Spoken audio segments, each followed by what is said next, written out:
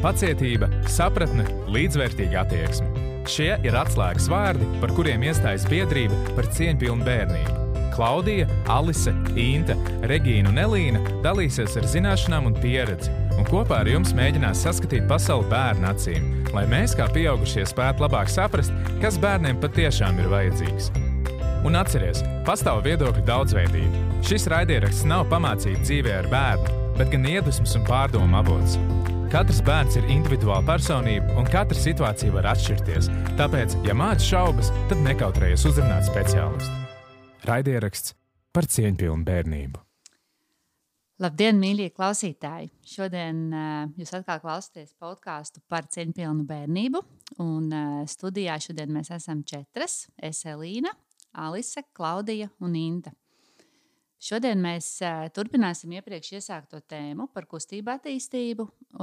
Un tas, par ko mēs runāsim šodien, būs tieši par dažādiem palīgu līdzekļiem, kas varētu ierobežot veselam bērnam kustību attīstību. Un, padalīsimies arī ar mūsu pašu pieredzi. Daudz diskutēsim par to, ko izmantot, ko labāk nē, kāpēc. Un es ceru, ka jums būs ļoti interesanti. Tad došu vārdu Klaudijai padalīties savā pieredzē. Paldies, Elina. Tas, ko varbūt es gribu uzreiz uzsvērt, mēs tieši jau pirms mēs te sākam tagad rakstīt, ļoti daudz diskutējam jau par šo tēmu, un arī mums ir ļoti daudz dažādu uzskatu, kā šeit nepārprotiet, mēs šeit netaisam kaut kādu kampaņu pret visām iespējamām palīgu līdzekļiem, ko industrija mums piedāvāja. Tas, kam mēs gribam pievērst uzmanību, kas mums liekas svarīgi, man šķiet, vismaz es domāju, ka mums kopā, ir tas, ka ir vienkārši ļoti daudz liels piedāvājums no industrijas un ļoti daudz vecāki dzird no citiem vecākiem, kā šis ir labs un tas ir labs un bez tā tu nevarēsi dzīvot, ja tu tādu nenopirks. Un mēs vienkārši gribam pievērst uzmanību, kas ir tās alternatīvas šīm lietām un kā būtu kā mums, gan kā fizioterapeitiem, bet arī kā mammām šī gadījumā ir mūsu viedokli par to, kāpēc mēs uzskatām, ka varbūt tas tomēr nav nepieciešama manta, vai rīks, vai kā mēs to gribam nosaukt. Un gribam vienkārši dalīties ar mūsu pārdomām par šo. Paldies, Klaudija. Inte, ko tu varētu piebilst ievadam? Jā, sveiki. Es ikdienā ļoti daudz saskaros tiešām vizītēs, kur nāk veseli bērni, kur viņu kustības tiek vai nu kavētas vai stimulētas pateicoties šīm te ierīcēm, jo viņas tiek pielietotas varbūt ne vietā, ne laikā vai par daudz, un tādu diezgan nepamatot iemeslu dēļ.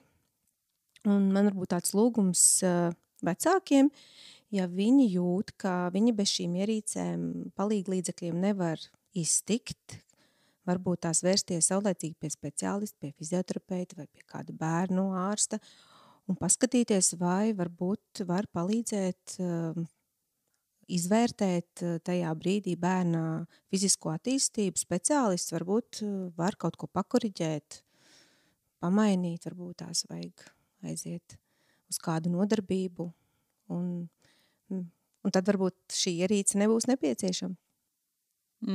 Paldies, Vinta, par ieteikumu. Alise, ko gribi padalīties ar savu stāstu? Turpinot, ko Inta saka par to, ka varbūt aiziet pie speciālista. Reizēm, kad arī vecāki saka, ka bet viņš vienkārši ir tāds, grib vairāk tuvumu, grib vairāk tā kā rokās, es nolieku viņu uz grīdas, vai es atstāju viņu gultā, un viņš raud, un ir tā kā grūti. Un, tā kā es saprotu, man tagad ir dviņi, kuriem ir meitenes, kurām ir 6 mēneši, un ar vienu meiteni man arī sākumā bija bišķiņ grūtāk, bet īstenībā tā problēma bija tajā, ka viņa vairāk atgrūda, un tad, kad es sakārtoju to jautājumu ar ēšanu, tad viņai bija labprātāk vairāk tomēr varēja, kad viņa varēja nolikt tajā gultiņā, un viņa varēja brīvāk tur atrasties, un es varēju aiziet uztaisīt savu kafiju, un tas nebija tik apgrūtinoši, tā kā vajadzēja sakārtot to pamatvajadzību jautājumu, un tad tas bija tas atvieglojošais posms man. Un vispār arī tajos pirmajos mēnešos, ko es novēroju kad mēs pavadījām vairāk laika, tā bija vasara, un mēs pavadījām vairāk laika tādā savā kemperī.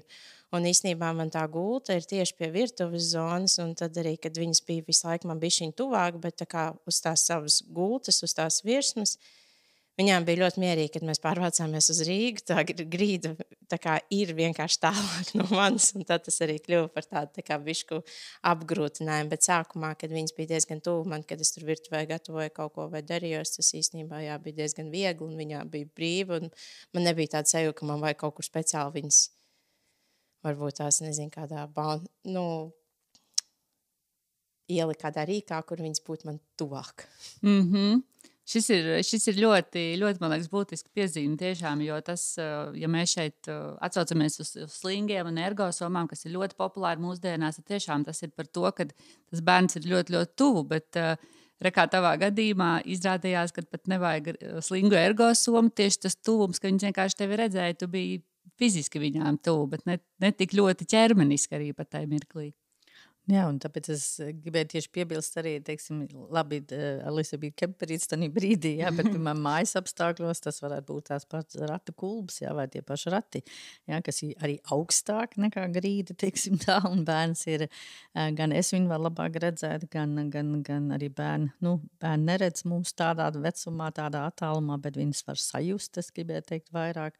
Tad no tā viedokļa es domāju, ka tas ir jau alternatīva, jā, teiksim tā, un protams, par drošību mēs vienmēr runāsim, un varbūt uz krēsla nevajag likt tās kulbas, jo tur tad varbūt vismaz 2 krēslu vajag salikt, jā, un gan jau atradīs to risinājumu, bet man šķiet tas jautājums, es zinu, ka tu arī esi, Elīna, kaut ko sarakstījis vai paprasījis saviem sekotājiem. Jā. Kad ir svarīgi, teiksim, saprast, kāpēc es to daru. Un tieši arī, kā Alisa arī minēja un Inte, jā, šīs cēlona sekas sakarības, jā, teiksim, nevis likvidēt seku, bet padomāt par to cēloni, jā, kāpēc es nevaru. Un manā praksē man bieži bišķiņ tā sajūta, nevis tas bērns nevar, bet es kā mammu nevaru. Es neuzticos, es neuzdrošinājos. Un mēs šeit iepriekš arī runājam par to raudāšanu. Jā, protams, ir grūti dzirdēt. Pat man nav jābūt mamma, lai man būtu grūti dzirdēt, kāds bērns raud. Mums visiem tas ir tāds, es gribēju teikt, tāds trigger, kas mums uzreiz uzcena augšā uz 180, bet arī saprast to, ka dažreiz arī ir tāda situācija. Labi, un, protams, ja es gribu iet dušā, droši vien tas arī tāds plānošana bišķi jautājums, jā, teiksim. Protams, es nevaru vienmēr paredzēt, kurā brīdī mans bērns pamostās, jā, un es nevaru būt, varbūt kādā brīdī, bet varbūt es varu iet dušā vakarā, ka mans vīsi mājās, jā, varbūt nevajag tad obligāti no rīta, bišķi no saviem ieradumiem, varbūt arī kādreiz atteikties, kā es mēdzu teikt. Bet man liekas, tas, ko mēs gribējām pateikt, vai gribam pateikt, ir īstenībā tā, ka tiešām man gan arī visi vecāki saka, es jau tikai tur 3 minūtes un 5 minūtes. Tā kā pati būdams mamma gan ar tagad lieliem bērniem, bet arī kā vecmāmiņa, es varu pateikt, šis pišķiņ tikai 5 minūtes vienmēr pārvēršas par kaut ko vairāk, jo tad viņš aizmieg. Parādiet man to vecāku, kas aizmugušo bērnu cel ārā no kaut kādiem krēsliem. Ja? Tad jābūt diezgan trakam vecākam, lai to darītu. Ja?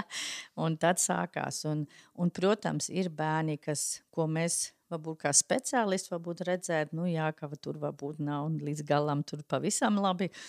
Bet mēs kā vecāki droši vien to nemaz neredzēt, jā, kāpēc viņš varbūt nekustās tā, varbūt, viņš tagad tur vēlās tikai savu vienu pusi, bet vai nav vienalga galvenais jau, lai viņš ir uz vēdera, jā, un tāda argumentācija, protams, ir labi un viss ir kārtībā, un mēs arī negribam dramatizēt, bet es vienmēr pārsvarā savās lekcijās saku, es gribu jums ieteikt lietas, uz ko jūs varat taupīt naudu vienkārši, lai neizdod naudu par tādām lietām, ko jūs varat tiešām risināt savādāk.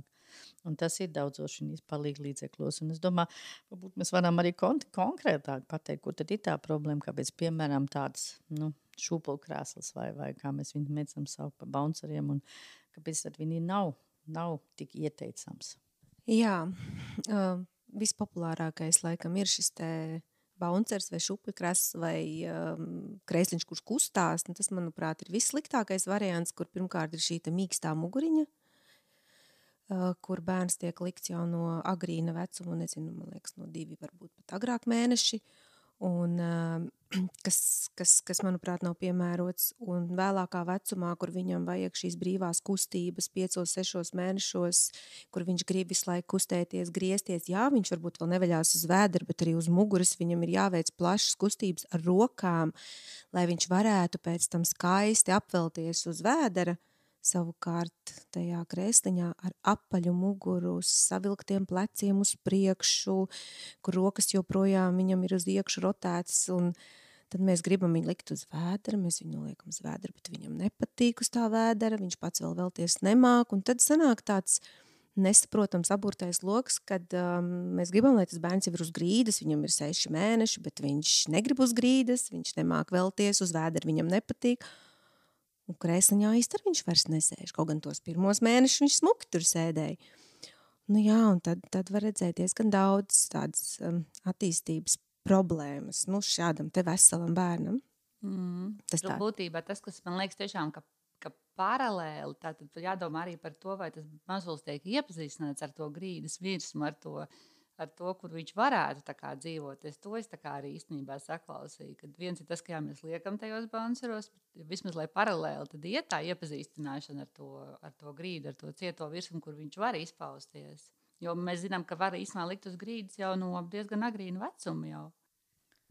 Nu jā, tieši tā. Es domāju, tas ir pirmkārt, mēs varam likt tie tāpēc, lai bērni kaut ko nolikt, jo mums vajag viņi kaut ko nolikt uz grīdas no dzimšanas, teiksim, ja man tur ir kaut kāds jogas paklaiņš apakšā un mēs salurēt segu, viņam liekam apkārt, lai viņš arī jūtās droši un vairāk tādā istabas stūrī, nevis istabas vidū liekam vai tuvu sev, teiksim, jo es arī vienmēr saku, nav jau nekāda problēma, ja es gribu iet dušā, es paņem savu jogas paklaiņu, ieliks dušā blakus sev un viņš tur patēs dušu, viņam droši vien arī tā skaņa patiksies un viņš būs ļoti mierīgs tur, teiksim, tā uz tās pašas grīdas būdams. Tad ir vienkārši tie jau tādi, kā saka, tādi ieradumi vairāk, jā, teiksim, kas mums tā kā ir ētāk. Jā, protams, daudz vecākiem nav pieņemam, ko viņš tur uz tās grīdas atrodās. Jā, es atceros agrāk, tas vispār bija tā tabū tēma, jā, augsta grīda, viņš tur saukstēsies. Nu labi, tad ir lielas sētiņas. Jā, ir lielas sētiņas, nu tad kaut vai tādā. Protams, to sētiņu es neielikšu savā vansistabā, bet atkal vansistabā ir silti. Tad ir vienmēr argumentu un pretargumentācijas jautājums ir tas, ko mēs gribam. Un ja mēs padomājam par mūsu iepriekšējo raidierakstu, teiksim, ko mēs tieši runājam par veselo bērnu kustību attīstību, tad mēs zinām, kā izēja pozīcijas, nu gribam vai mēs negribam iguļus uz muguras. Nu, tā tas vienkārši cilvēkam ir. Viņš no turienes sāk, lai viņš lēnā garā pakāpenis nonāk savā vertikālā pozā. Un tas, ko mēs, man liekas, arī pagājušais uzsvērām, ir tas, ka nav, tas notiek caur daudzām kustībām, un bērns var apvelties uz sāniem, kustoties vispirms uz muguras visādi, kā mēs kādreiz teikt, tādu čūsku veidu kustības taisot, jā, viņš visu ķermeni kustina, un tā viņš nonāk, un tikko mēs ieliekam cilvēku kaut kādos iekārtās vai ierīcēs vai šaurākās telpās, tad šie kustība amplitūdas vai daudzveidība vienkārši tiek ierobežot, jo bērni jau ir ļoti gudri. Viņi pielāgo savas kustības savai vidē. Un tieši tāpat, es domāju, kā pieaugušiem, ja jūs visu dienu sēžat birojā uz krēsla pie savu datoru un neko nekustaties, jums taču ir grūti pēc tam kustēties un piecelties un laid visās malās. Nu, tad kāpēc mēs domājam, labi, bērns varbūt visu dienu nepavada un pavada tikai mazu laiku. Bet šis moments, kā viņš to, ko viņš nomoda laikā varētu pavadīt atklāt sevi, iepazīstot savu šīm kustībām un dabūt šo atgriezenisko saikni par sevi, es varu izdarīt šo, un es varu izdarīt to, un man izdevās, vai man neizdevās, to pēda man jāliek tā, to roku tā, un ja es to galvu atliek apakaļ, wow, tur vēl kaut kas ir. To viņš vienkārši tādos iekārtās nevar izdarīt. Un mēs noteikti negribam apgalvot, ka bērni, kas pavada bouncerīšos un šūpokrēsos, nekad neiemācies ne sēdēt, ne staigāt, par to nav tas stāsts.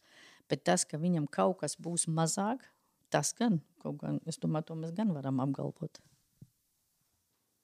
Jā, šī kustība daudzveidība, tas es saklausu, vai ne, kad jā, viņš tāpat rāpos, viņš tāpat sēdēs, bet viņš nebūs izbaudījis tik liels šīs iespējas tā kā izpētīt to pasauli, kā viņš to var izdarīt. Jā, un tas beigās jau tomēr ļoti ietaupa naudu, ja tu nenopērci to rīku.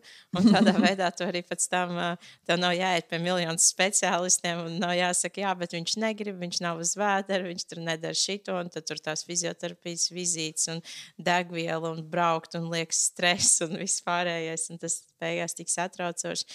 Un kas man arī, tagad esot mājās, par ko es domāju bieži, kad ir bišķiņ arī jāatsakās no tām savām ekspektācijām par to, kāda ir tā ikdiena. Es atceros, pirmajā savā dekrētā bija ļoti grūti, kad, jā, tiešām ir kaut kāda, nezinu, tur satraukts bērns, es neko nevaru paspēt, tak Dievs, man tur vajag nomazgāties. Tagad es esmu ļoti, ļoti pazeminājusi savus standarts uz to, kas man ir jāizdara. Es tiešām esmu vienkārši pieņēmusi, es kaut kādu pirmo savu dzīves gadu, visdrīzāk vienkārši būšu tā kā nebūs viss tik kvalitatīvi. Man vajag, ka es nezinu, tur katru vakaru tas nebūs sacepums, tie būs uzlikt vārīt kartupeļu, un viņi kaut kādā brīdī pārvārās, bet tā ir ideāla kartupeļu biezens. un tādā veidā, tad arī tas mazāk meklē risinājumus, kā tās problēmas atrisināt, jo viņas vienkārši tur nav. Bērns pamodās, man bija šim pārvārīsies kartupeļus, uzmet timeru, mēs ejam ar viņu aprunāties, viņam lēnām nomainīt tautiņbiks un kaut kā bišķiņ ar viņu aprunāties, un tad viņš jau būs ar mieru padzīvoties turpat man blakām, kamēr es saštampāšu tos pārvārītos kartupeļus, un tas ir kaut kāds tādu veidu. Jā, šī ļoti svarīga piezīme. Paldies, Alīs. Jo tiešām tas, kad es jautāju savā Instagramā daudzām mamām, kāpēc izmanto, piemēram, šīs ergosomas, tur lielākā daļa atbildēja par to, ka tas ir, lai paveiktu to mājas soli, lai vismaz kaut ko varētu izdarīt. Jo tad kopā ar to bērniņu mēģina kaut ko izdarīt, kad ieliekot viņu tajā somā. Tad, jā. Jā, un tad, protams, man mīļākā tēma uzreiz sākās, jā, kur tad tādiem visai bērni interesi? Jā, teiksim, ka tev jātais mājas soli. Kāda interesi bērnam ir, bet tavu mājas soli? Es tad izklausījušos ļoti provokatoris, tas mans mērķis arī ir. Jo bērnam absolūti neinteresē tavs mājas solis. Viņam neinteresē, viņam absolūti nekāda daļa, ka to nav. Un tas, ka tu nevari izdarīt, es atvainojos savu mājas soli, tad, kad tu to gribi, tas, diemžēl, to jārēķinās, kad zemdē bērni, jo bērni nefunkcionē pēc pogu uzspiedienu, un viņi nav roboti, un viņi nav, kā lai pasaka, viņi dara tad, kad viņam ir tā sajūta. Un man liekas ļoti svarīgi, ko Alīs teica, ja bērns ir kvalitatīvi aprūpēt, ko mums, man liekas, būs nākamā raidieraksta, mēs jau virzamies uz to, tad, ja viņam ir šī kvalitatīvā psihoemocionālā piesaistanī brīdī, tad arī viss būs kārtībā. Tad arī viņš mierīgi varēs, pēc tam tu varēs viņu nolikt, jo viņš būs tik apmierināts, viņš zina par sevi, viņš jūtās labi, un tad tas arī notiek. Ja man tas viss notiek histērijā, jo kāds man ir pateicis, man vispirms bērni jāliek uz vēdera, tagad man jāiet tur to darīt, un tad tikai un tad man jāmaina autiņbiks, un tad tikai man jādod viņam ēst, viņš būs pārkliedzis, un, protams, ka man tad nav laika ne sev, ne savām vajadzībām. Un tas, man liekas, ir bišķiņ tas moments, un jā, tev jāatsakās, ja tev ir mazs bērns, tev jāatsakās, diemžēl, bet tas jau nav nekas arī tik briesmīgs, ja tu ieraudzīsi tik daudz labas lietas, ja? Un es vēlreiz saku, labi, man arī maniem bērniem vecvecāki nebija uz vietas, un man arī nebija tur visi kaimiņi, ko varēja nākt un pieskatīt man bērni, ja? Tāpēc es ļoti labi saprotu to momentu, un dažreiz tev ir tā. Bet tad varbūt arī ir tas moments, kad tu sarunā savu partneri, ar ko tu dzīvo kopā, varbūt viņš tomēr kādas dažas lietas var pārņemt, vai jūs varat sadalīt, vai kaut kādu brīdi, ja?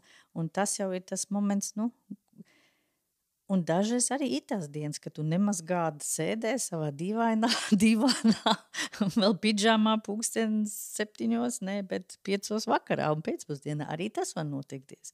Bet nākamā dienā tu saņemsies un būs atkal labāka diena. Un tas nav tas, ka mēs to nonicam vai kaut ko tā. Vienkārši, man liekas, mūsu mērķis ir vienkārši pateikt to, ka ir tieši kā Alīs saka, pēc tērēt naudu uz visām fizioterapijām, masāžam un osteopātiem, ja mēs varam saknē jau tās lietas kaut kā bišķi mainīt.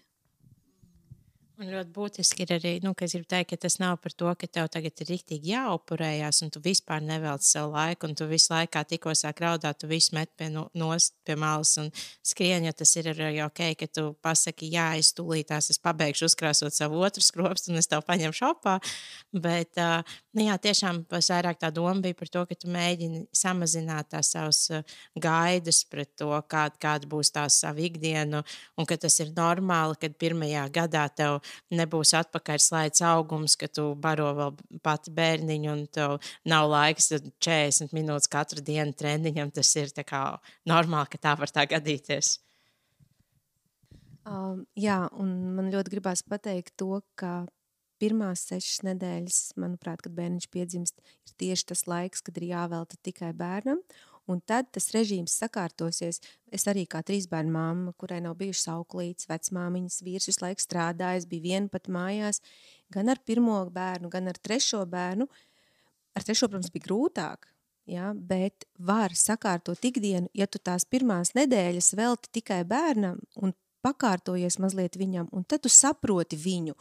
Un ir vieglāk arī savas lietas tā kā sakārtot, pakārtot.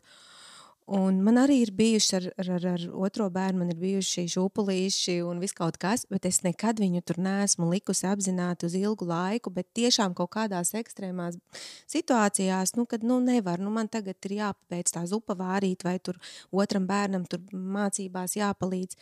Es arī nenoliedzu šos te rīkus pilnībā, bet es savām mamām, pacientu mamām saku, nepērciet tos šūpulīšus, kas ir babyborni, bet varat izmantot autokrēstiņu istabā, šādi tādi, ja, kur var nofiksēt tādā nekustīgā pozīcijā, kas būs nedaudz labāk nekā šis te nestabilais babyborns.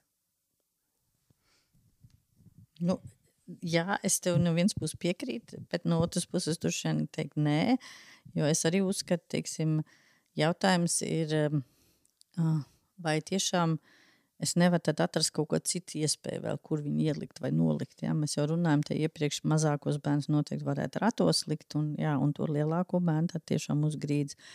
Un, protams, te arī nepaprotat, mēs neaicinām uz bērna raudināšanu, arī tas nav mūsu mērķis. Bet es domāju, ka mēs arī varētu tagad padomāt, kas ir tieši tie kas ir pārsvarā tas, ko tad pēdiņās nevis slikti, bet kas ierobežo, kas ir tad tie, tu minēji jau tās ergosomas. Un atkal, jā, viņi palīg līdzekļi, tam es piekrītu, un es arī pārsvarā stāstu savās lekcijās, teiksim, arī pa slingiem, jā, ka man liekas, tas ir vislabākais no visam šīm nēsāšanām somām, bet vienkārši kā palīg līdzeklis, un ja palīg līdzeklis, priekš man ir jāizdzīvo, piemēram, 5. stāvā, man nav lifts, un man ir lejā rati, un droši vien, es pat teiktu, noteikti ir drošāk bērni ieslingot un nonest lejā līdz ratim, un tad viņi ielikt ratos, nekā mēģināt vienā rokā turēt bērnu, vienā somu, un tad mēģināt notenterēt vai uztenterēt augšā. Un tā arī tāda momenta, vai mēs domājam kaut ko aizlidot, vai kaut ko aizbraukt, vai Jāņos ir pilns ar dubļiem, un to ar ratiem vienkārši nevar tikt uz to lauku, beidzot svinēt Jāņus, jā, teiksim. Tad, protams, es ieslingu un ne. Es domāju, ka mēs droši vien vairāk runājam par to, ka ir ļoti bieži tādi, kad kas sāk un tad nebeidz to darīt, jā, vai tieši kā jūs sakat, jā, teiksim, es gribu mazgāt trauks un tāpēc es ieslingo bērnu, jā. Tas ir tas, kas ir mums liekas tad nepieņemami, jo pirmkārt bērns no tā neko neiegūst, jā, tas ir tas, ko es gribēju teikt par bērnu interesēm, viņš ir piesiets pie manis, un jā, bērniem patīk būt uz rokam, par to man liekas nav nevienam šauba, bet kaut kur jau arī viņam ir jāiemācās un bez raudāšām, bez kliekšām, bet ir jāatrod tādā to veselo saprātani visā, kad es to daru un kad es to nedaru. Ja? Un tāda ilgstoša piesiešana pie sevis vai pielikšana pie sevis, tā poze ir vertikāla. Mēs, kā fizioterapeiti, man liekas, esam diezgan viensprāts, ka mums liekas, ka bērni, kuri nav vertikāli, nevajadzētu būt vertikālā pozā. Un, ja mēs domājam par tiem izvērstām gūžām, vai kā vecāki arī zina tā saucamā vārdas poza, ja šie iekšējā kājas muskuļi ir vāji, un to mēs tikai pēc laika konstatējam, Un ja viņš tiešām ilgstoši, te ir tiešām runa par ilgstoši, tiek ielikt šādā somā vai slingā un ilgstošie, tad pēdas arī ir uz āru. Un tad, protams, ka tam cilvēkiem grūti gan iemācīties velties, gan atspērties, jo viņam vajag pēdu, lai atspērtos un lai veltos uz sāniem vai nonākt līdz vēderam. Un tad sākās šīs saucamās attīstības problēmas, par ko mēs tad sakām. Ja? Un, protams, un ir bērni, kur piedzimst tā laba tonus, un viņam nebūs tas vājais tonus, un viņš tiešām varēs dzīvot tādā somā, varbūt pat arī ilgāk nekā cits, bet to jau mēs vai jūs kā vecāki no sākuma nezināsiet. Un es domāju, tā bīstamība visos palīgīlīcēs ir tiešām tas, ka mēs iekrītam galējībās. Ja? Mēs gribam, tad mēs visu laiku, vai, piemēram, vienbrīd jau arī tās, ka pēkšņi nebija rati, ja? Visi tikai nesā. Un tas ir tas, par ko iet īstenībā runa. Ja? Teiksim, kā vienkārši ar veselo saprātu vajag pieiet. Un tas ir tas, ko mēs par tām somām, man liekas, varam teikt. Jā, un te runājot par ratiem un slingiem un ergosomām, bieži vien vecāki uzdod jautājumu, vai es varu iet ārā pastaigās ratu vietā ar ergosomu, tāpēc, ka mans bērns ratos neguļ. Tad ir jāskatās, kāpēc viņš ratos neguļ. Un vai vispār ir ārā jāiet. Varbūt, ka var neiet katru dienu ārā, varbūt var veidināt istabu, lai viņam ir svaigs gaiss, un varbūt šim bērnam šobrīd tiešām nevajag tās pastaigas, viņam vajag kaut ko citu. Un tas, manuprāt, ir svarīgāk nekā.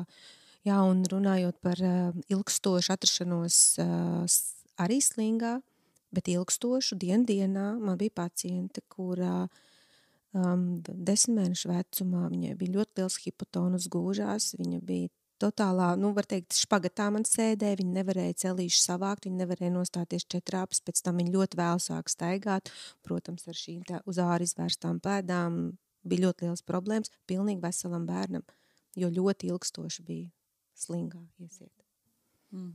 Būtībā vertikālā pozīcija. Tie apstākļi, kas var saslēgties, vai ne? Kad, ja, piemēram, šās hipotonus ar ļoti ilgstoši to nēsāšanu, ka tas ir ļoti, ļoti riskants moments, vai ne?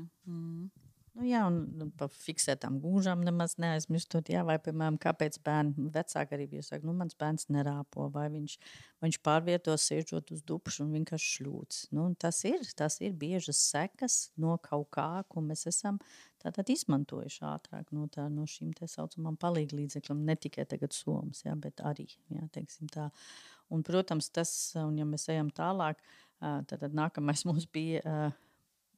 Ja mēs runājam par kustībām, es gan gribētu arī jau pieminēt tie saucamie aktivitāšu centri un viss šīs statīvi, kas karājās pār bērniem, tas gan ir saistīts ļoti daudz ar spēlēšanu, bet arī ar kustībām, jo kā jūs varētu iedomāties, kā jūs bērns grib velties, ja viņam visas mantas karājās no augšas. Ja? Tad viņš nevelsies uz sāniem, jo viņam jau piedāvājums ir nāk no debesīm, es gan gribēju teikt, ja? Tad no augšas. Un šis ir tas moments, ja, teiksim, ja man kairinājums nāk tur, tad es arī neskatīšos, kas būs par labu un par kreisi.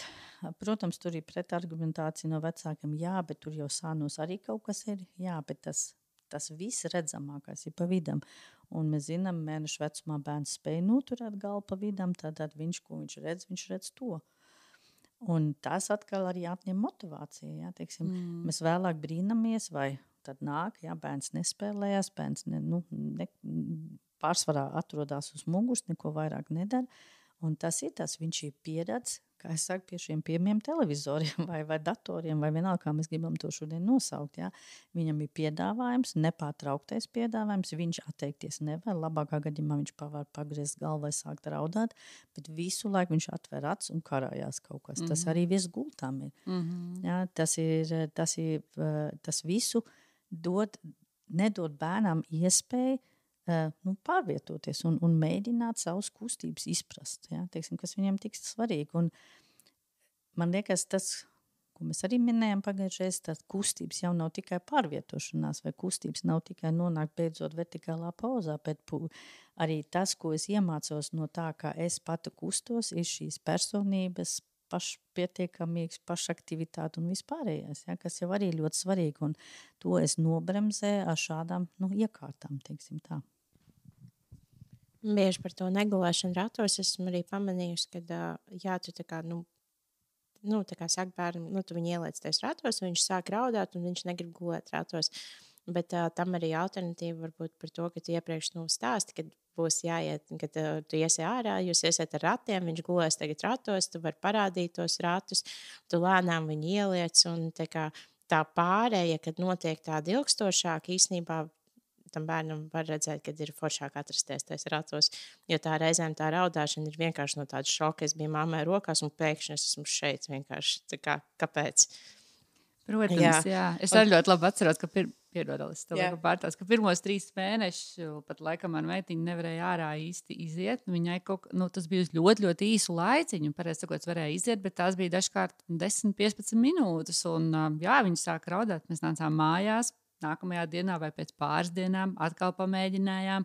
Tā kā, tas atkal ir sasaucts ar to, ko Klaudija teica, vai tā ir mūsu vajadzība, kas, protams, arī mammai bieži ir tāda vajadzība iet pašai pastaigā. Viņa grib tikt ārā no mājas, viņa grib tikt svaigā gaisā, bet tas bērniņš varbūt vēl tam nav gatavs tajā brīdī, un tad tur nāks mums tā kā pielāgoties. Jā. Atkal varbūt mamma var iziet pastaigā pati vakarā, kad kāds partneris mājās vai kāds cits viņu var palaist, vai ne, bet ka ne bērniņam tik ļoti nepieciešama tā pastaiga. Jā.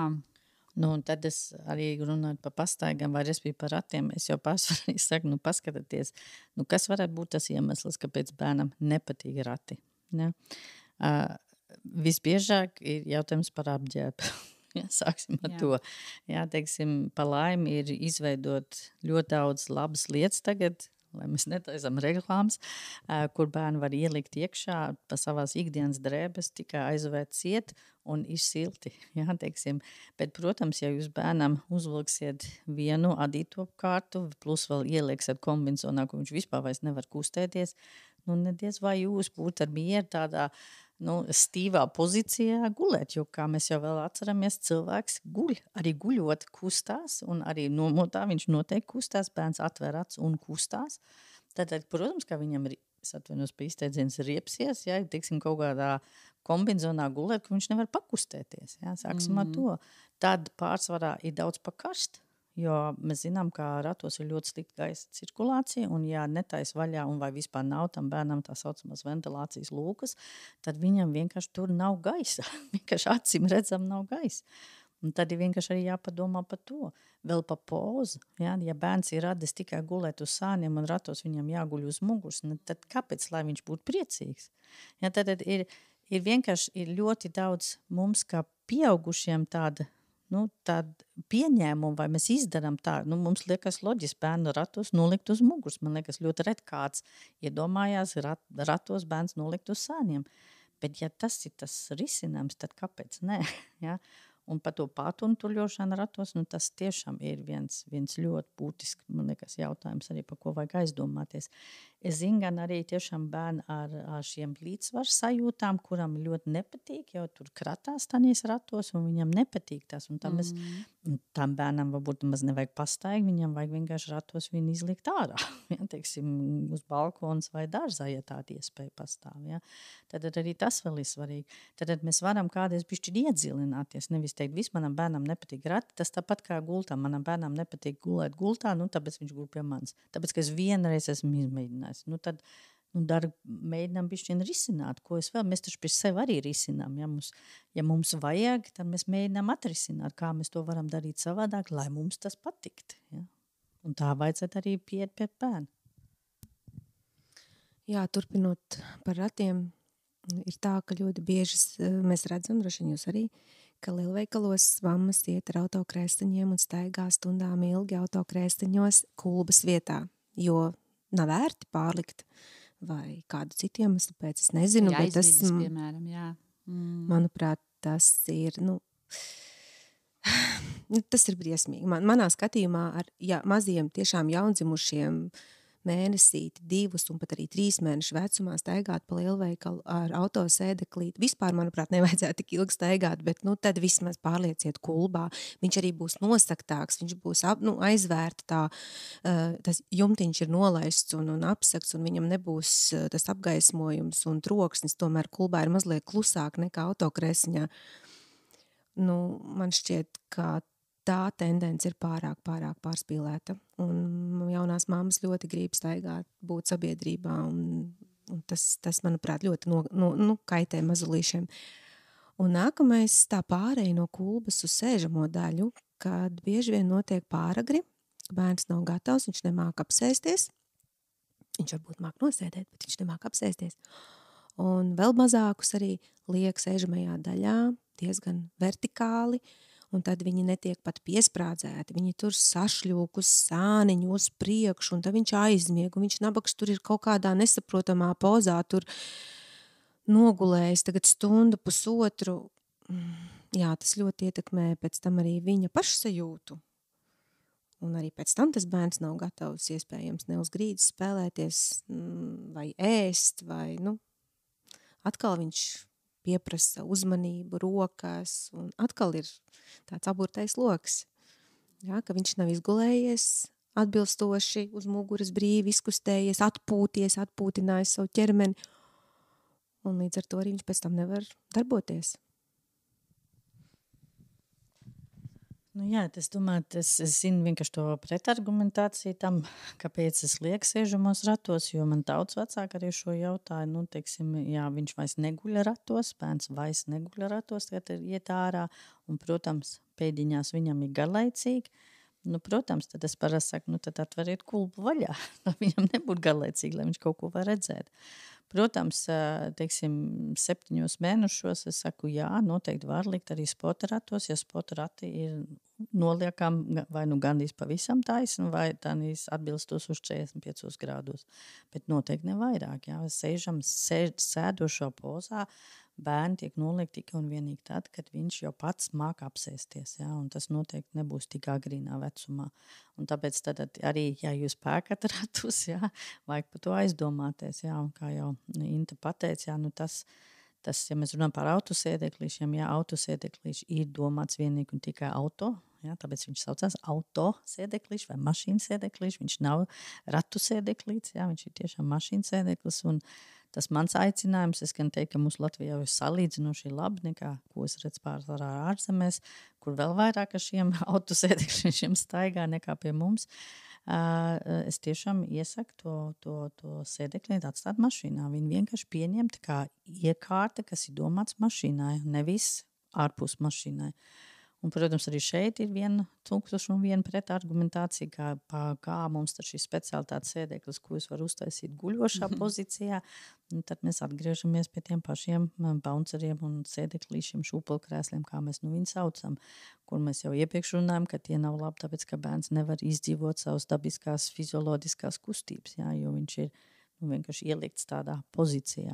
Tas, ko man liekas, mēs visbiežāk redzam, kā fizioterapeita reakcija uz šiem krēsliem, ir galva cilāšana uz priekšu un kājas sišana, jo tad šis krēsls sāk kustēties, un tās noteikti ir kustības, kas kavē pelšanu. Jā, jo, ja es mēģinu uztrenēt savu vēderpresu, respektīvi šī agrīnā vecumā, tad man ir ļoti grūti arī velties, jā, un savus kājas izmantot atsevišķam pamīšu kustībām, kas man būtu raksturīgi šī vecumā, bet es tikai vienmēr sitīšu abas kājas pret zemes. Un tie tiešām to var redzēt bērniem, kas ļoti ilgi atrodas un ir sēdekļušos, tas ir standarts. Jā, un tad, protams, nāk tāpēc, ka bērns neveļās. Jā. Tas ir tāds. Tad mums bija sēdekļiši, mums bija aktivitāšu centri, mums bija statīvi, mums ir mašīnas sēdekļiši jau tagad ir bijuši. Un tad jau kādreiz arī vēl, gan pa laimi ļoti reti arī ir tie saucamie staigulīši. Jā, vienu brīdi man likās, ka staiguļi vairs netiek izmantoti, jo bija pat tāda sajūta, ka viņi ir aizliegti un visi ir sapratuši. Tas ir tas, kur liek bērnu stāvus pozīcijā, viņš ar dupsi tā kā ir apsēdies un ar pirksgaliem aizsniedz grīdu. Ir pāris mammas, kas tos staigulīši tā kā nofiksē, sakot, ka viņi pa māju nestaigā, viņi vienkārši tur atrodās tādā uzsēdz vertikālā pozīcijā un tā kā spēlējās, jo tur ir galdiņš, kur ir kaut kādas mantas. Un viņam ļoti patīk un tā viņš pavada laiku. Jā, bet tas ļoti, ļoti palielina muskuļu tonusu, gan gūžās, gan pēdās. Un tā ir pāragra vertikalizācija, ilgstoša vertikalizācija. Un šis te muskuļu disbalanss, kas bērnam neļauj mācīties rāpot, apsēsties, ir ļoti, ļoti, ļoti spēcīga ietekme un nerunāsim jau par to, ka tas ir bīstami.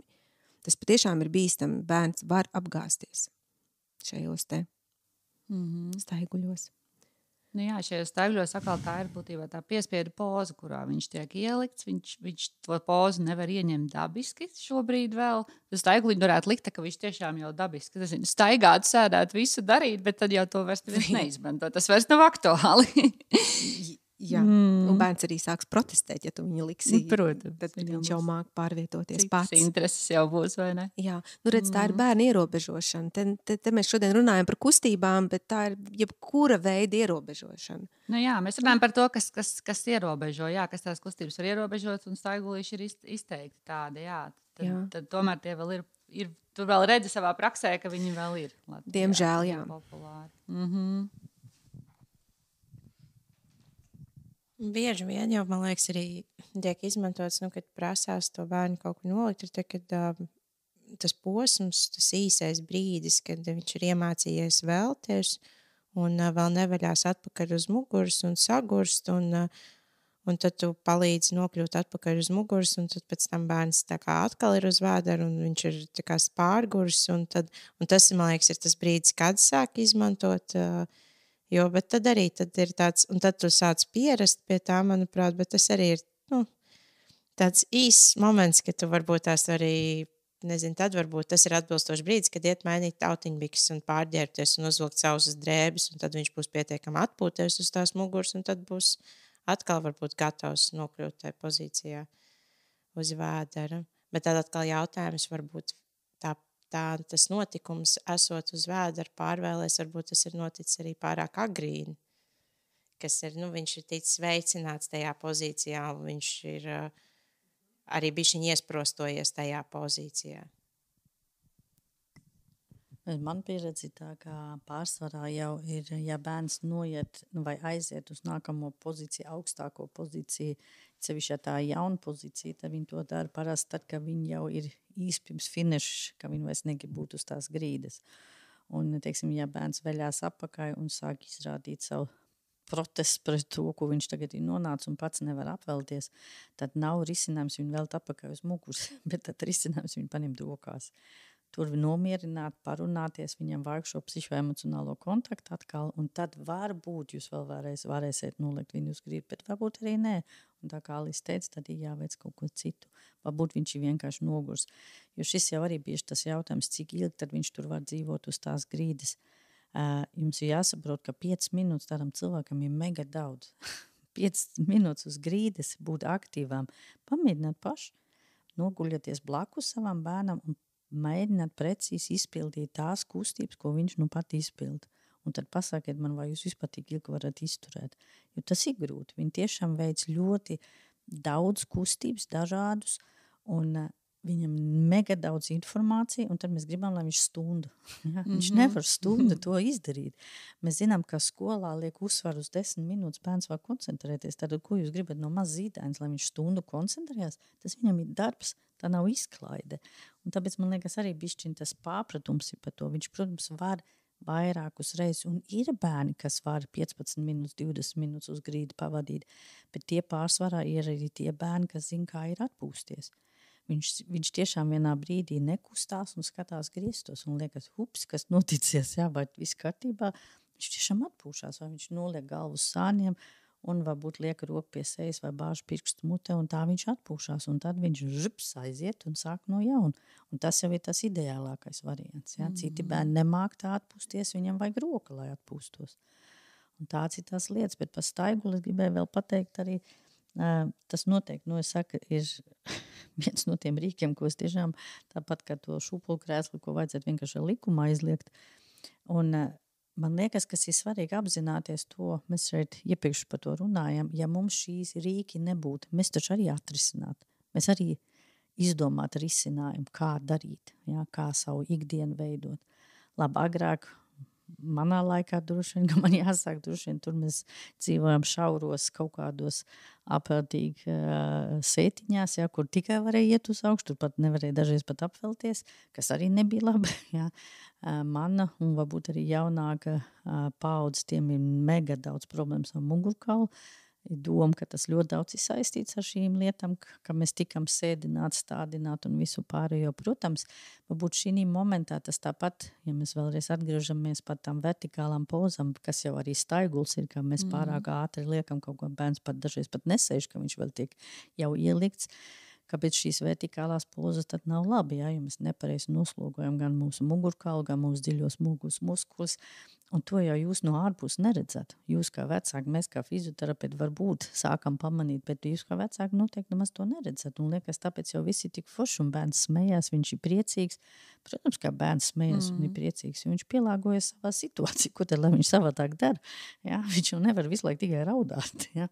Tad, un tas ir tas, kas tad vēlāk būs, par to vēlāk, ja mēs bieži neaizdomājamies, kas tur ir vēlāk. Jā, un par to vēlāk man kaut kā krīt ārā reklāmas par tādiem spilventiņiem uz muguras liekamajiem Instagramā un visādām ķiverītēm, un tas ir tas vēlāk, ka mēs sākumā neļaujam bērnam izjust savu ķermeni, iemācīties līdzsvaru sajūtu kaut vai tajā brīdī, kad viņš mācās velties no muguras uz vēdera, kad viņš jau tikai mācās un vecāki stimulē šo apvelšanu. Tūlīt jau būs, un hops, un palīdz ar pirkstu. Tādu vieglu kustību, reku viņš ir uz vēdera, super. Tieši tas ir tas, kas viņam ir jāļauj izbaudīt, ka viņš 100 reizes mēģina tikt uz tā vēdera un beidzot viņš tiek. Un tajā mirklī viņš trenē to līdzsvaru un viņam nevajadzēs ne to spilventiņu uz muguras uzvelkamo, ne to ķiveri. Kad viņš sāks celties kājās, mācīsies staigāt, stāvēt, rāpot, jo rāpojot viņi rāpo sienā. Viņiem nav šīs ķermeniskās sajūtas, telpiskās sajūtas, viņi neapzinās sevi. Un arī ļoti būtiski tā līdzsvara sajūtā, kas arī ir tās superbiezās zeķes un viss tas, kas ierobežo. Kā mēs pieaugušie trenējam savus sēžas muskuļus, liekam elastīgās gumijas un trenējamies riktīgi hantels uz sēžas muskuļiem. Un līdzīgi jau arī ir ar tām zeķēm, lai pavērtu pirkstus platumā, tās pašas gumijas. Tev vajag pretestību trenēt savu pēdu, bet tev viņi nav trenējusies vispār vēl vienkārši tāpatās. Un tad tās zeķes, jā, ir tas tāds ierobežots, mums tā mīļākā poza ir guļas uz sānu, un tā viena kājiņa, kad balstās uz tā pirkstgaliņa. Tas līdzsvars ir uz paša mazākā pirkstgaliņa, bet viņš turp balansē, un tas ir tā forši. Un man tāds ļoti smieklīgs piemērs bija, kad pārsvarā, man ģimenē ir pieredze, ka cilvēki, kas ir nedaudz vecāki, viņi ļoti pārdzīvo, ka tas bērns sāls ar tām basajām kājām, kādu viņš tad tagad plikās kājās dzīvojos. Un es savai vecmāmiņai saku, jā, bet paskaties, cik forši viņi tā kā trenē savu līdzsvaru un kāda pēda. Viņa saka, tiešām tik gracioza pēda, tad tiešām es varēšu vest viņu uz tautas dejā. Viņa būs man tik skaisti dejotāja. Es saku, jā, iespējams, tāpēc ļausim viņai pabūt ar plikām kājām. Jā, tas mazāk apģērbs vispār, ja mēs te jau vairāk kārtēji dzirdam, cik tas ir īstenībā palīdzoši, vai ne? Ka gan ratos, ja viņš var brīvāk pakustēties, gan mājās ar plikām pēdiņām padzīvoties, vai ne? Un arī tās superbiezās, tā kā bikses, ja mājās ir 20 grādi, kas visbiežāk arī tomēr ir centrālā apkura to nodrošina. Nav vajadzīgas superbiezas bikses, ar ko tie ceļi visu laiku slīd, un tas bērns ir vienkārši, viņam nav iedots tas starts, lai viņš varētu forši izkustēties, vai tas džempers ir tik biezs, viņš to roku fiziski nevar vienkārši forši pacelt augšā. Iespīlēts un visādā veidā tā kā ierobežots. Tagad šitā klausoties, man patās vēl ienāca prātā par, ja mēs runājam par drēbēm, tas jau ir viennozīmīgi arī jautājums par aprūpu kā tādu. Kā jūs teicat, tas mums būs nākamā raidierakstā, bet arī tas, teiksim, ja es tur savu bērnu ciet, es neļauju viņam arī aprūpas laikā brīvi kustēties, jā, teiksim, es viņam ierobežo to visu, tāpēc, ka man tad ir ētāk viņu saģēbt, tad, protams, arī tas arī dod iespēju uz viņu kustību attīstību, jā, viņš nevarēs to darīt, jā, jo es viņam kaut kādā veidā esmu ierobežojis, jā, mēs zinām, ir visādi dīvainas ierīces, ko bērns var ielikt, tad augšā sapogāt ciet, lai viņš nevar pavilties ne uz vieniem, ne uz otriem sāniem, lai es brīvi varu mierīgi viņam nomainīt autimbiks. Ir jau visādi tādas diezgan neiedomājamās lietas, ko es nekad nebija aizdomājusies, ka kaut ko tādu vai rokas ielikt kreklā iekšā, lai viņš nekustās ar rokām, ja, lai es varu mainīt autimbiks.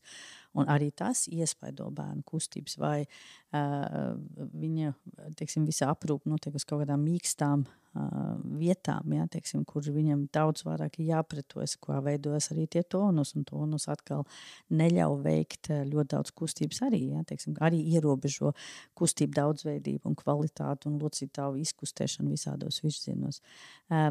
Varbūt tas viss izklausās tagad ļoti dramatiski, un vecākiem šķiet, ka pēkšņi neko vairs nevar dzīvē darīt. Tā tas nav domāts. Vienkārši, man liekas, mūsu mērķis ir vienkārši dot tādu bišķiņu, lai mēs aizdomājamies. Ja? Nepārspīlējam, nekrītam vienā galībā, otrā galībā. Un ja mēs jau bijām pie staiguļa, tad arī visi stumjamie. Ja? Visi arī stumjamies lietas, jā, teiksim, šeit arī, es saku, industrija jau ir ļoti gudri, un katra mazāko lietu viņa uztvēra, un ir kāds, kas domā, šitais būs labi. Un noteikti viņš nebija slikti domāts.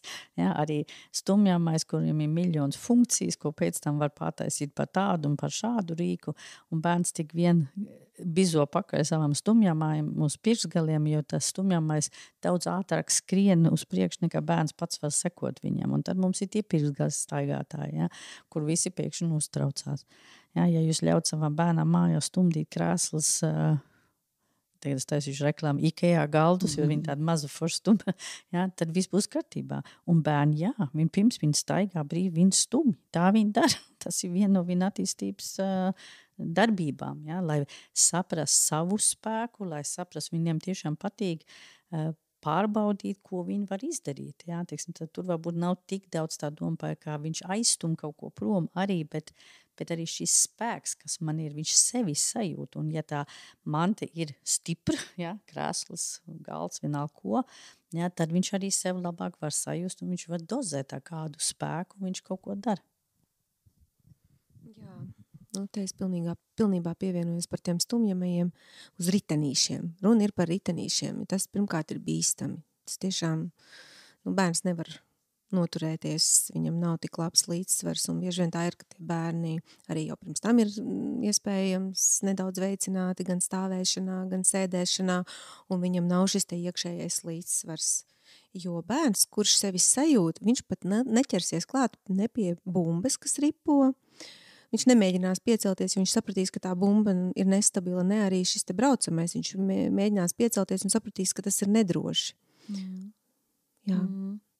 Man gribējās vēl atgriezties pie tā, ko Klaudija minēja par aprūpu un par mīkstu virsmu. Un es domāju, tas, ko mēs varbūt tiešām nepieminējām, vispār liekas, ka tas mazais bērniņš, tas bēbīts, ka viņš ir tikai gatavs kaut kādiem mīkstumiem un polsterētiem, un ka tik viss viņš tādā aliņā būtu. Un, protams, ja mēs runājam par pirmajām dienām, pirmajām nedēļām, varbūt dažām tas tiešām tā arī ir. Un varbūt es gribētu, lai pakomentējam arī likzdiņas, es iedomājos vēl mazliet. Bet tas, ka gribās iedrošināt, ka īstenībā bērniņu tiešām var likt uz grīdas jau no 2. mēnesīša, piemēram, ja jums liekas, ka tā grīda tiešām pat ciet, noliekat tur stingru paklāju, bet kad īstenībā viņam tieši tā stingrā virsma, viņam veicinās tās kustības, nevis apkārt viss super daudz nopakots un polsterēts un mīgs, pret ko viņš, kā Klaudija minēja, nevar fiziski nemaz atspērties, ko man patīk, ka mēs pieklietu kursoši to visu arī izmēģinājām tiešām, taču vai tie pats tu esi kaut kādā, batutā vai piepūšamā atrakcijā, tad tur baigi grūti atspērties, bet ja tu esi uz cietas grīdas, viss ir daudz vienkāršāk. Bet jā, varbūt par tām likdiņām kaut kāds komentārs fizioterapeitiem ir, jo es zinu, ka tās arī daudz diezgan izmantot, varbūt cik ilgi, vai viņas ir cik traucējoši vai palīdzoši, vai kāds viedoklis? Man tagad tas bija aktuāli par to, kad pirmam bērnam, es tādas neizmantoju. Tagad es biju iedomājusies, ka es varētu pamēģināt, jo man patīk īstenībā viedokli izteikt par lietām, ko es esmu redzējis, kā tas strādā. Un es biju atradusi likzdiņu, kas ir, kad es skatījos tās likzdiņu attēlus internetā, viņas pārsvarā ir tomēr kaut kāda veida formas. Uz kājām ir tāds tā kā sašaurinājums, un tās kājas nevar brīvi kustēties, un plecos tomēr arī ir ierobežojums. Ir kaut kādi platāki, manuprāt, varianti, kur tā kustība ir tā kā brīvāk pieejama, bet atkal jautājums par to, vai tas vispār ir vajadzīgs, vai es vienkārši varu nolikt sarulātu sagu tādā pašā formā, kas man ir izdevīgāk, jo man mājās ir jau tā saga. Un nevis tā kā meklēt kaut kādu speciālu atbilstošu platumu vai vēl savā galvā vizualizēt. Es tomēr, man liekas, vajadzētu pa 5 centimetriem platāk, tāpēc es došos pie šuvējas, uztaisīšu sajauno dizainu un vēl nezinu ko, vai arī tomēr es vienkārši sarulēšu apkārt to segu, jo intuitīvi jau mēs jūtam, ka tomēr tā pirmajā brīdī tam bērnam taču prasās tas ierobežojums un tās pirmās dienas, ka tu arī paliec viņu nedaudz tādā tā kā pakaviņā tomēr, lai palīdzētu pāriet viņam no tās zem pozīcijas, kā viņš atradās vēderā, tomēr tā kā pēkšņi jau, tas nav tā, ka viņš tur bijis, un tagad mēs uzreiz viņas taisam grīdas, viss tagad sāc palādām vērties vaļā tieši tādā veidā. Tāpēc, jā, sagi ir ļoti labs alternatīvs, bet viņš nav, bet to arī sagu var pārnest no viesistabas uz visurien, tev nav obligāti tā kā vajadzīgi ar to līgsdiņu pārvietot. Mans uzskats, es vienmēr vecākiem parasti saku, ja jums uzdāvina, paņemiet ciet, bet paši nepērkat. Teiksim tā, jo man liekas, vismaz tās, ko es līdz šim esmu redzējis, ir, tur bērns, pirmā nedēļa, otrā nedēļa, noteikti tur var mierīgi dzīvot iekšā. Vienīgais tas, ko es pēdējo reizi redzēju, ka es sastopos ar līgsdiņām, ka tām bija ļoti mīksta tas madracīts, un tas man mulsināja, jo tas man likās atkal daudz pamīkst, un varēja redzēt, ka tas bērniņš jau bija 2 mēnešu vecā, ka viņam tiešām bija grūtības, guļot, pakustēties, jo viņš vienkārši iegrib tādā visā. Jā. Tad droši vien arī tas ir. Un tas, ko Elīna minēja, protams, citi vecāki man saka, jā, bet tas ir labi, ka viņam ir grūti, tad viņš tur stiprina savus muskulus un viņš iemācās. Jā, tas ir tā, ka viņš ir vecāks, bet ja viņš ir mazāks un viņam pirmo reizi tas jādara, mēs ātri varam aplaust viņam to ideju, to darīt, jo viņš saprast, ka tā to nevar darīt. Un ja viņš to dara ar lielu sasprindzinājums, iesaistot visus pārējos muskulus, kas īstenībā maz nav vajadzīgi, lai vēlties, tad arī sākās tās problēmas. Un es domāju, ka tas ir svarīgi. Šajā jautājumā man liekas, ka ir jāpieskarās tieši cik bērns guļ simetriski.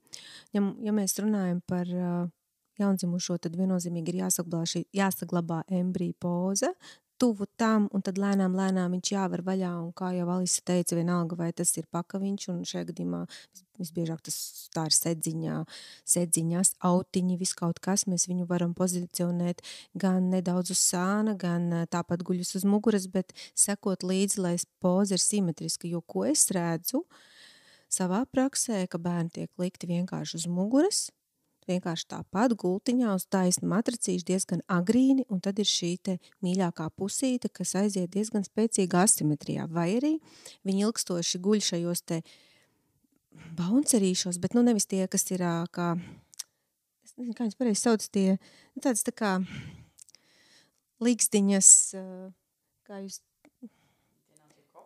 kokonos, jā, un tad arī tais kokonos, ja galviņi ir uz vienu pusīti, tad viņiem veidojās arī galvas deformācijas, tāpat arī. Es tikai vēl gribētu, lai šeit nav pārpratums, jā, mēs nerunājam par aizmigušu bērnu.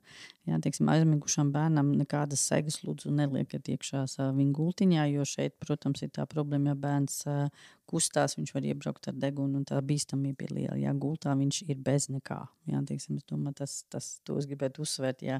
Šeit mēs tos ligsdiņus un visu pārējo vajag tikai arī izmantot tad, kad bērns ir nomodā, viņš man ir uz dīvāna, tad tipa tas ir drošāk, jā, vai tipa es lieku apkārt to segu, tad, kad es viņu redzu, jā, tad ne aizmigušam bērnam.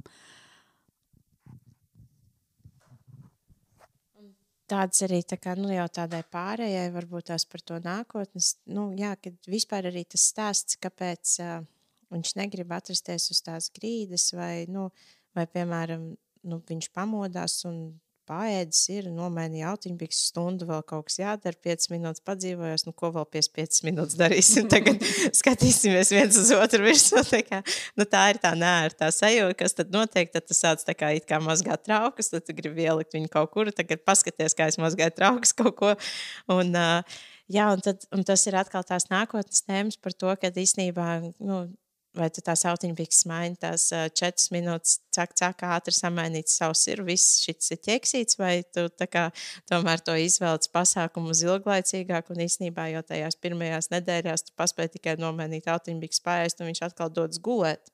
Un tur vairāk pa vidu nemaz nesanāk, vairāk viņam tas brīvais laiciņš.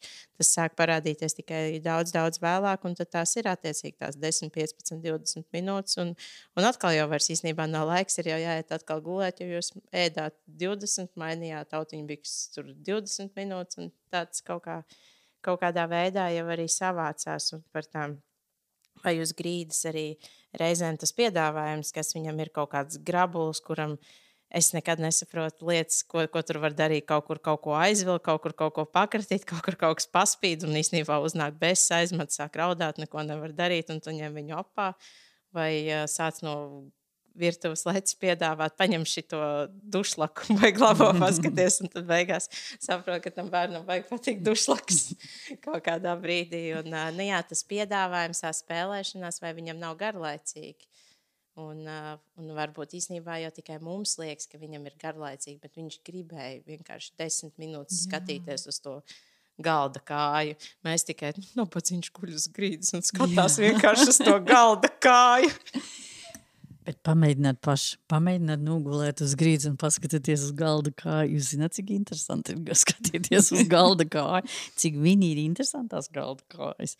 Un tas jau man liekas, tas ir tas, kas man šķiet ir būtiski saprast. Bērns jau arī, mēs runājam daudz par ieradumiem, un viss jau ir tas, ar ko jūs sākat. Tanī brīdī, ka jūs nākat no vienalga, kur jūs tur dzemdējat, jūs atnāksiet uz mājām, un tad ko jūs sākat darīt? Tas ir par gulēšanu gultām. Teiksim, vienreiz ieliek, negulē, viss neguli savā gultā. Nē, katru dienu es ieliek, katru dienu es mēģinu pie katras gulēšanas. Un jūs pamanīsiet, pēkšņi aizgāja. Tas ir taču arī jebkurām lietām, ko mēs jau iepriekš minējām arī pa mums, pa mums pieaugušiem tieši tas pats. Viens vingrinājums mēs taisam, domāju, nekad mūžā šito vingrinājumu nevar uztaisīt. Nebūs mans. Un tad es vēlreiz mēģināšu un vēlreiz, un pēc tam domāju, kāda problēma sen jau varēja, teiksim tā. Un tā jau daudzām lietām ir. Un es domāju, teiksim, ja mēs ejam pat tālāk, tad mēs esam jau daudz tos palīgu līdzekļus esam runājuši, bet mēs iepriekš arī pirms mēs sākam runājam arī par visādām, tad, kā jau bērni arī lielāk, kad jau staigā jau visām šiem saucamiem braucamiem, jo man arī bieži prasa, kad tad vajag dibdabriteni vai kad es varu viņu likt tādās vai citos te, vai kad viņš var sākt izmantot. Un es domāju, arī par to mēs varētu pievērst uzmanību. Jā, man arī šāda tēma ir aktuāla, un es parasti iesaku, ka tad, kad bērns ir sācis staigāt, viņš māk stabili staigāt, viņš maina virzienu, viņš māk skriet, viņš māk apstāties, tad var sākt domāt par braucamo. Es personīgi parasti sākumā iesaku, ja ir, vai iegādāties tādu stabilu braucamo, kas ir kā mašīna vai trīsritenis, bet kas ir stabils, kur bērns var pats uzkāpt. Viens no galveniem noteikumiem vienalga, kas par transporta līdzekli, viņš pats tur uzkāpt. Neviens viņu tur neuzceļ. Tur 9 mēnešos, kad viņš ir tikko sācis sēdēt, piemēram, nē. Viņš pats uzkāpj, un tad ir svarīgs augstums. Ja, piemēram, bērns brauc ar mašīnīti vai trīsriteni bez pedāļiem, runa ir par to, ka bērns atsparās ar kājām, vēlāk tas ir līdzsvar ritenis, bērns atsparās ar pilnu pēdu un izvērstiem ceļiem, un to nosaka augstums, šī transporta līdzekļa augstums. Ja šī mašīnīte ir par mazu, bērns ir paaudzies, vai vienkārši bērns ir liela auguma, tā arī mēdz būt, ir mazāki bērniņi, lielāki bērniņi, un mēs redzam, ka viņš sēž un tie celīši viņam jau ir pie krūtiņām un vērsti uz iekšu, tad viennozīmīgi nē, vai arī atpakaļ tās kājiņas ir par daudz uz aizmuguri, un viņš atsparās uz iekšējām pēdas malām, tad, protams, ka nē. Bet tā doma tāda mana, ka ja viņš sākumā pamēģina uz to stabilo braucamo, tad viņš iemācās tikt uz priekšu, viņš saprot to domu, kā pārvietoties. Un tad, kad viņam ir 2,5 gadi, ja viņš ir drošs, viņš kāpj uz šī līdzsvara riteņa, kuram arī ir piemērots augstums, tāpēc, lai pirmkārt būtu viegli saliekti celīši pilna pēda, kur viņš pārnes svaru no vienas kājas uz otru un nebūtu spiediens uz starpeni. Lai viņš sēž ar taisnu muguru, rokas ir priekšā.